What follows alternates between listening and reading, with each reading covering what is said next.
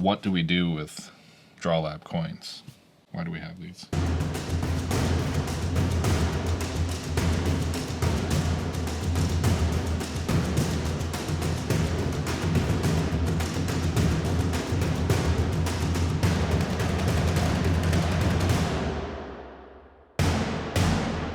So we were sent some coins by Drawlab Entertainment. They currently have a Kickstarter going at the time of this video.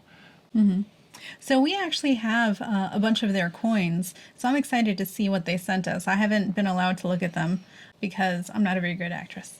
So we're going to take a look at them together, and I'm excited to see them. So I don't know if you've had an opportunity to buy any of their coins before, but they have really good weight to them, and they're done really nicely. We actually use a lot of them in a lot of our games because we like upgrades, and so having metal coins in our games, really, it's something we like to do.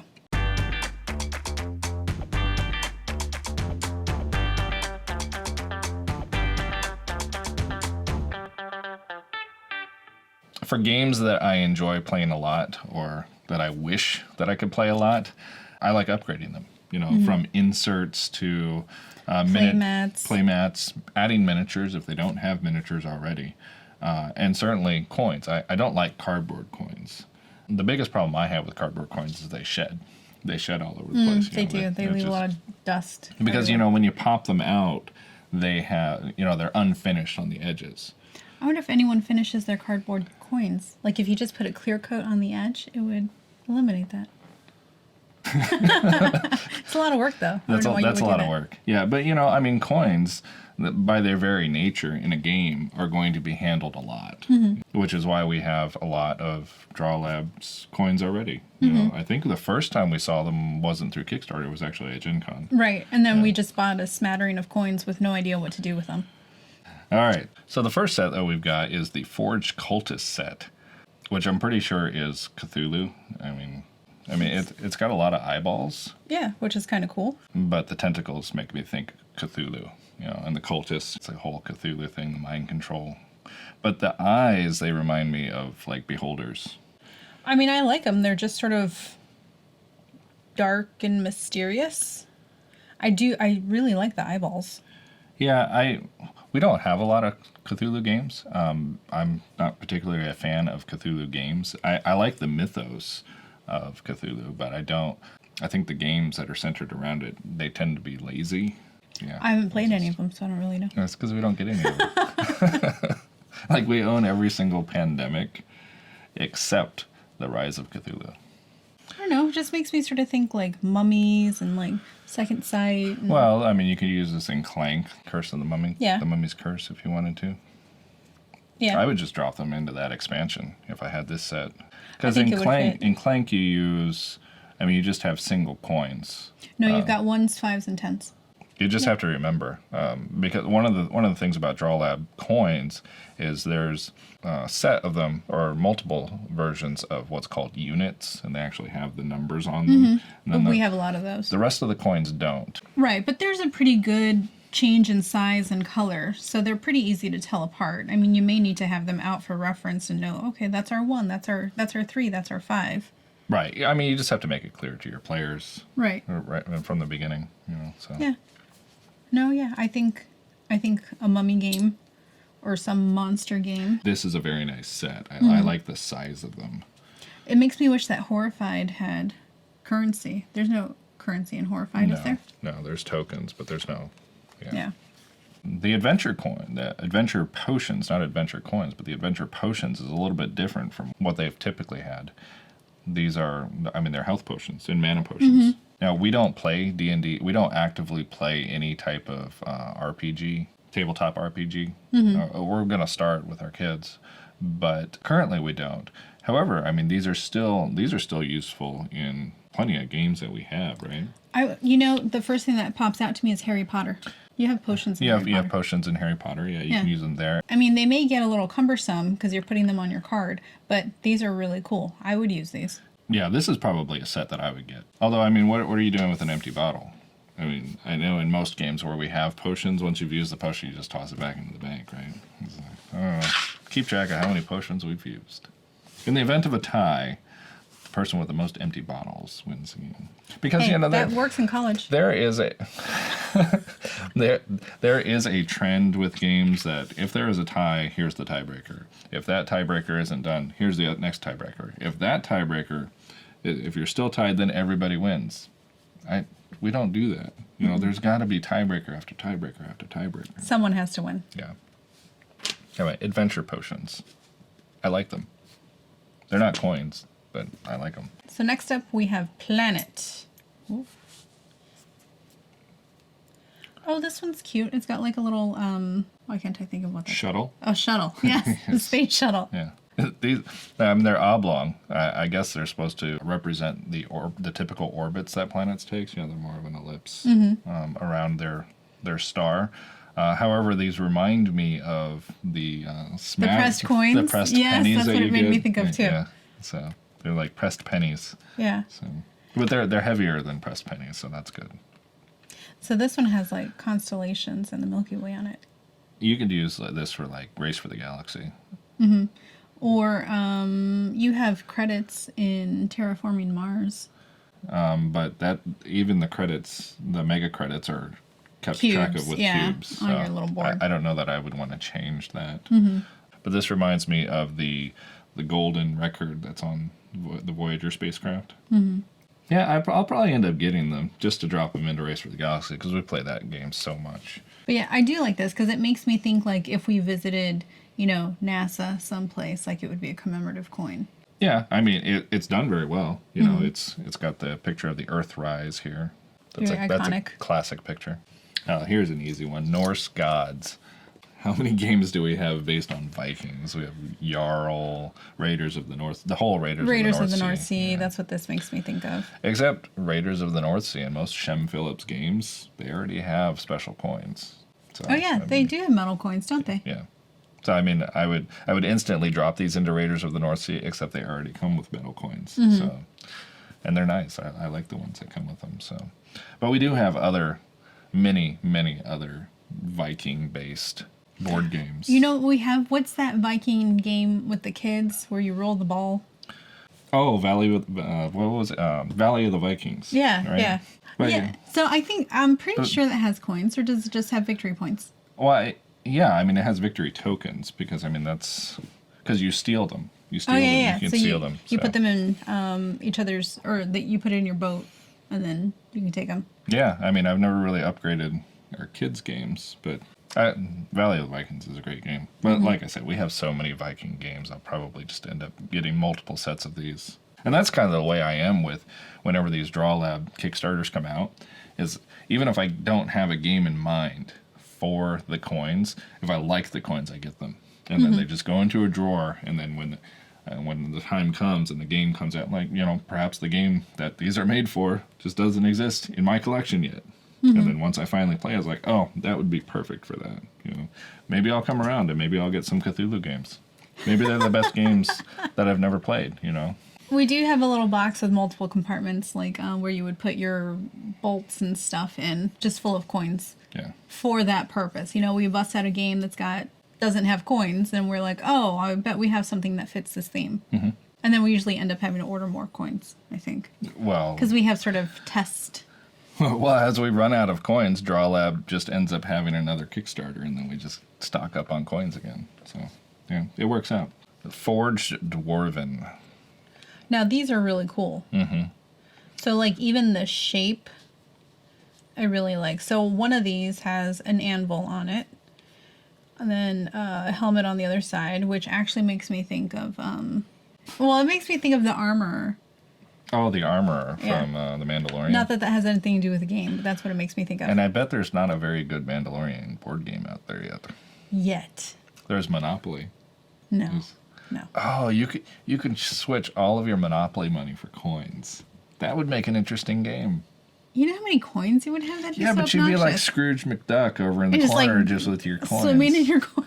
You'd need a coin bucket. I'm going to do that. But yeah, so then the other one has axes and then an angry-looking dwarf. What's on that one? Hammers? Yeah. Well, I mean, this is very close to the Viking one. Mm-hmm. Like, if you handed these to me and said that these were Vikings, I believe you. I'd buy it. You know, because you can't see how tall these guys are. It's not like, oh, that's a very short Viking, because it's just their head, and then it's I mean, it's traditional Dwarven weapons. Yeah, but- well, I think the only thing that really wouldn't fit would be the anvil. Why? Because Vikings didn't use anvils? No, they didn't. I'm They gonna, had- I'm gonna look that up. They had dwarves forge all their weaponry. Vikings? Duh. Didn't you know that?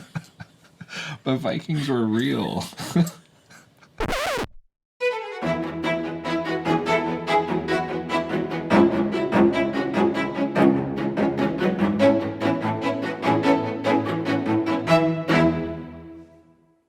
Do we have anything? The only game about dwarves. What's the saboteur? Isn't that dwarves digging? Yeah, but there's no money in that. Yeah. And then we have a. We have Small World of Warcraft. I don't know if there's money in that. We haven't played that yet. I hope there is though. But we will have this set, because there is a game for this. Mm-hmm. It can even be a Viking game. If I run out of Viking coins. Yeah, throwing some dwarves in there. Yep. Or if I need more than just 3 types of Viking coins. So what would be the higher currency, the Viking or the dwarves? Well, Vikings, dwarves. How did I know you were gonna say that? You set me up for that. Now we may proceed. So next up is pixel art unit. Unit meaning, well, typically unit means they have a number on them. No, so this says gold, silver. And copper, certainly. But all the rest of them are already gold, silver, or copper.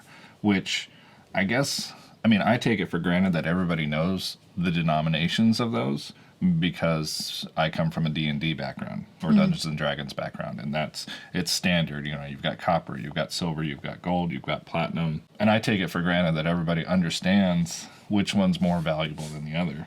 I mean, do they not? What? Do people not know that? I don't know. I would hope so. Because even if you think of like metals, gold medals, silver medals, I mean, you don't get copper medals, you get bronze medals, but that's what's left over. Well, I guess, okay, so I mean, even if you're not in gaming circles, I guess in competitions, you've got gold, silver, and bronze. So I mean, whether you know, I guess the value that you assign is arbitrary. You know, is this a 10, 5, and a 1, or is it a 1, 3, and a 5? I mean, who cares? As long as you remember what order they go in. Right. I'll go with that. Like I said, I just take it for granted that everybody knows it. It's intrinsic knowledge. We don't have any pixel art games. Right? Yeah, I don't know if I'd own this one. Like, it's very... If I had a lot of games that were in that genre, but I just don't. Maybe I get a set for the kids. They're more likely to end up with a game like that than I am. Well, what's the game that we played recently with Austin that he brought Dungeon over? Mayhem? Yeah, did that I have didn't money in think it? that had money. No, we need that game, by the way. Yes. Dungeon Mayhem, that's a good game. Yeah. Yeah, I don't see myself owning this one, but that's okay. I don't own all of the Drawlab coins. We don't own a game that this would fit into that I Yeah. can see. My other problem with these is that they're square. I guess that's because, pixel art, pixels are square. Ah, clever. But you know what I do? What I do with coins is I spin them. You can spin it on the edge. Maybe not. I bet someone could. I can spin anything. But I like to spin coins. It's just...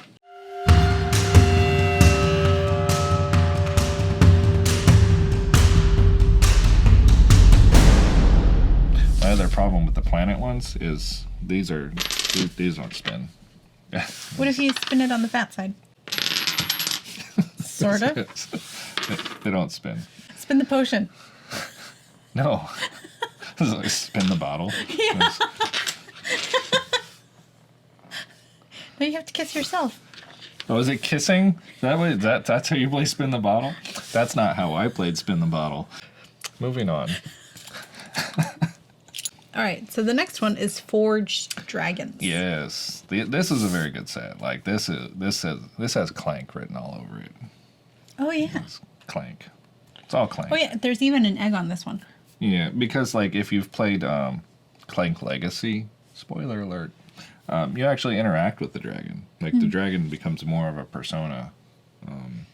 Right, than just something that's going to kill you. That's something that's going to kill you. So having currency based on the dragon, if the land that lives under the domain of this dragon, it would make sense that the dragon would be all over the currency. So.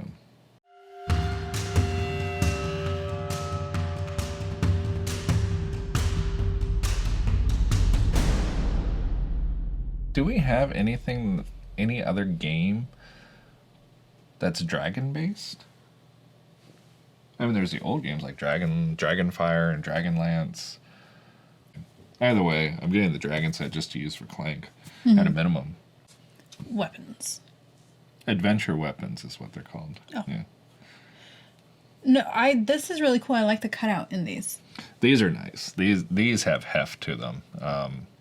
Now they're all the same color, so I don't know that you would necessarily use these for currency, but regardless, these are pretty awesome. No, yeah.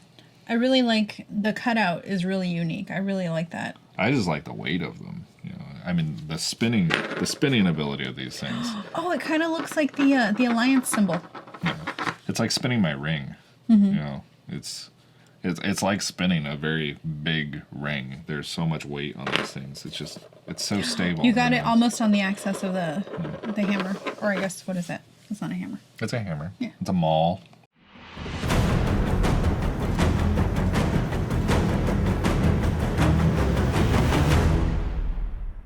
Yeah, these are really cool. What would we use these in? Any Viking or Dwarven game? I'd hand these out as rewards. I mean, you could just use these for first player markers. You know? I just wish there were more, you know, because there's a sword, there's an axe, and there's a maul. So.